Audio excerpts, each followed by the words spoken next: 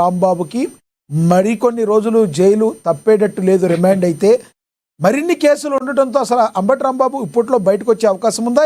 ఇప్పుడైతే విచారణ జరిగేదైతే జనసేన నేత గాది వెంకటేశ్వర గారు ఎవరైతే ఉన్నారో గతంలో ఏదో కేసు ఫైల్ చేసిన దాన్ని విచారణ వస్తుందంటున్నారు. అది కూడా సంక్రాంతి సంబరాల్లో భాగంగా ఏదో అవినీతి జరిగింది అప్పట్లోని కేసు ఫైల్ అయిందంటారు. ఏం జరుగుతుంది అసలు అంబటి రాంబాబు గారి విషయంలో?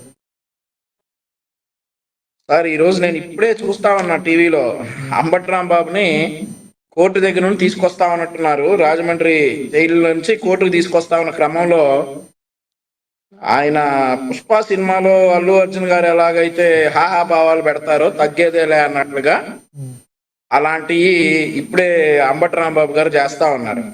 మేము అదే బాధపడుతున్నాం సార్. మాకు ఇట్లాంటి ఎంటర్టైన్మెంట్ అంటే అంబటి రాంబాబు గారు జైల్లో ఉండటంతో మిస్ అవుతా ఉన్నాం. మాకు ఇట్లాంటి ఎంటర్టైన్మెంటే కావాలి. మొన్న మధ్య మీరు చూసే ఉంటారు, ఆయన ఏంటది ఆమ్లెట్ వేస్తున్న వీడియో 1,00,000 మందికి పైగా చూశారట. ఏదైనా రాజకీయ ప్రసంగం చేస్తున్నటువంటి వీడియో మాత్రం ఎవరు చూడలేదట. సో ఇట్లాంటివన్నీ కూడా మేము మిస్ అవుతా ఉన్నాం అని బాధపడతా ఉన్నాం.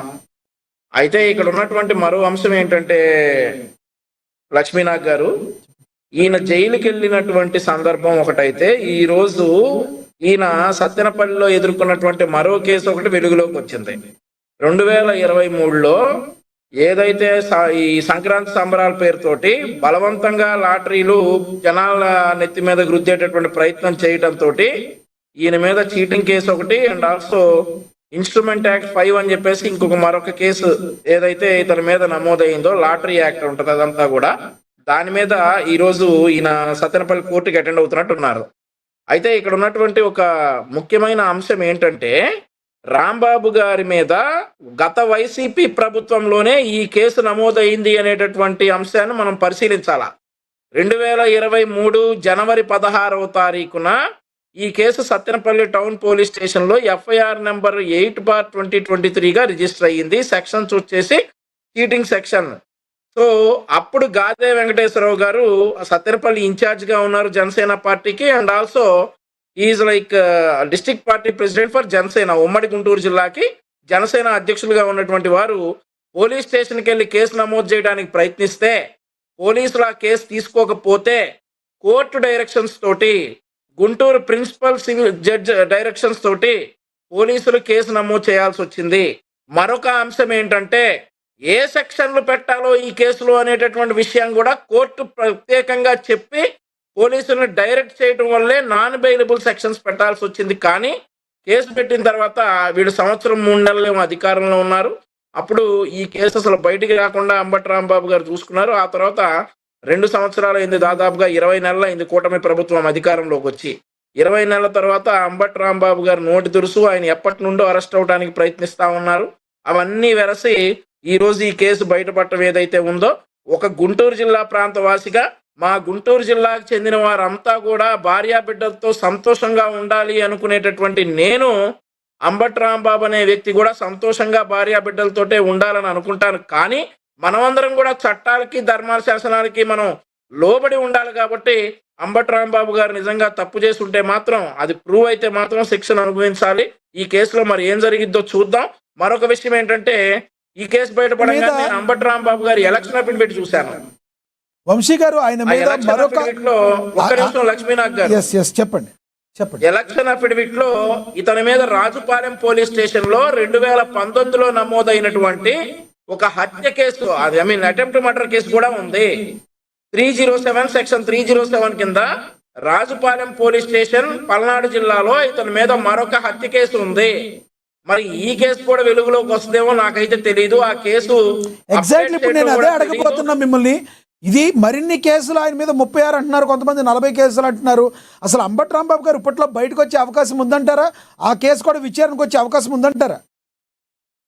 సార్, నేను అదే చెప్తా ఉన్నా సార్. ఇప్పుడు అంబటి రాంబాబు గారి ఎఫ్ఐఆర్ నేను చూస్తా ఉన్నా. రాజుపాలెం పోలీస్ స్టేషన్ లో నమోదైనటువంటి కేసు, దాని డీటెయిల్స్ ఏంటనేది ఇంతవరకు తెలియదు. కానీ అంబటి రాంబాబు గారి ఎలక్షన్ అఫిడవిట్ లో ఏం రాస్తుందంటే, ఛార్జెస్ అని అంటే నో అని చెప్పి పెట్టేశారు అక్కడ. అంటే దాని గురించి ఒక్కసారి కూడా అంబటి రాంబాబు గారు కోర్టుకి అటెండ్ అవడం కానీ బెయిల్ తీసుకోవటం కానీ జరగలా. కాబట్టి దాని మీద కూడా పీటీ వారెంట్ ఇష్యూ చేసేటటువంటి అవకాశం ఉందని నేను అనుకుంటా ఉన్నా. కాకపోతే నేను ఇక్కడ లాయర్ని కాదు కాబట్టి నాకు వాటి ప్రామాణికాలు ఎలా ఉంటాయో తెలియదు కాబట్టి నేను ఇంతవరకే చెప్పగలను. మరొకటి ఏంటంటే, మా జిల్లా వాసిగా మాకు అత్యంత హాస్యం పండించేటటువంటి అంబటి రాంబాబు, డాన్సులేసి మమ్మల్ని అందరినీ ఎంతో అలరించేటటువంటి అంబటి రాంబాబు, అలాగే ఆమ్లెట్ వేస్తే 1,00,000 మంది చూశారు ఆయన యూట్యూబ్ ఛానల్లో. అట్లాగే త్వరగా బయటకు వచ్చేసి ఆమ్లెట్లతో పాటు ఈసారి మరి మసాలా అట్లు, దోశలు, ఇడ్లీలు అవి కూడా వేసేటటువంటి వీడియోల్లో బాగా వ్యూస్ సంపాదించాలని అయితే అంబటి రాంబాబు గారి కళాత్మకానికి అభిమాని అయినటువంటి నేను కోరుకుంటా ఉన్నా. రైట్ సార్, మరి కాసేపట్లో మీతో మాట్లాడుతా ఉన్నాం. ఎస్ మరి కాసేపు స్క్రీన్ లో చూస్తా ఉన్నాం. లక్ష్మీనాథ్ గారు చెప్పండి. ఇట్లా ఆ టీవీ స్క్రీన్ లో చూస్తా ఉన్నాం. పుష్ప పెంచినట్టు ఈయన కూడా గడ్డం పెంచేసి ఇట్లాంటి కామెడీనే మిస్ అవుతా ఉన్నాం మేము. ఈ జనవరి 31వ తారీఖు నుండి ఇట్లాంటి కామెడీ ఎంత మిస్ అయ్యాం. సో ఇట్లాంటి కామెడీలు చేయడానికన్నా అంబటి రాంబాబు బయట ఉండాలని కోరుకుంటా ఉన్నా. రైట్ సార్, మళ్ళీ మాట్లాడతాం మీతో. మనతోటి వైసీపీ నేత చిత్తా విజయభాస్కర్ రెడ్డి గారు రీకనెక్ట్ అయ్యారు. ఒకసారి ఆయనతో మాట్లాడదాం. విజయభాస్కర్ రెడ్డి గారు నమస్తే సార్. నమస్కారం అండి. అందరికీ ధన్యవాదాలు. ఎస్ విజయభాస్కర్ రెడ్డి గారు, ఏం జరుగుతుంది ఇప్పుడైతే? ఒక కేసులో ఇప్పుడు ఆయనకి మరి బెయిల్ వస్తుందో రాదో తెలిగితే, రాజుపాలెంలో ఆయన మీద అటెంప్ట్ టు మర్డర్ కేసు ఉందని మరి బండారు వంశీకృష్ణ గారు టీడీపీ నేత ఇంకో బాంబు అయితే పేల్చారు. అసలు వచ్చే అవకాశం ఉందంటారా బయటికి? ఖచ్చితంగా బయటకు వస్తానండి. ఇవాళ వాళ్ళు పీటీ వారెంట్ ప్రొడ్యూస్ చేసినటువంటి కేసు గతంలో 2023లో లాటరీలు నిర్వహించారు, తద్వారా టికెట్లు అమ్మారు. టికెట్లు అమ్మిన దాని మీద